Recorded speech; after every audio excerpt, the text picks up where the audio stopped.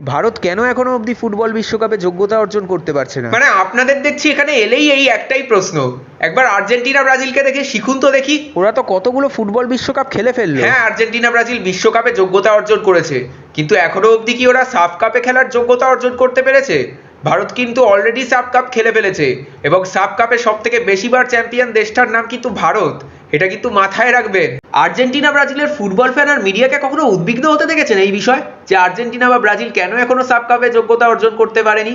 কিন্তু ভারতীয় football fan আর মিডিয়াকে সবসময় দেখি একটা কোয়েশ্চেন করতে, যে ভারতীয় ফুটবল দল কেন এখনো অবধি বিশ্বকাপে যোগ্যতা অর্জন করতে পারলো না। আরে বাবা, এইসব ছোটখাটো বিষয়ে কেউ উদ্বিগ্ন হয়? হ্যাঁ, যান যান গিয়ে আসল খবর কভার করুন, দেখান টিভিতে যে কে আবার ভালো তৃণমূল হয়ে গেল।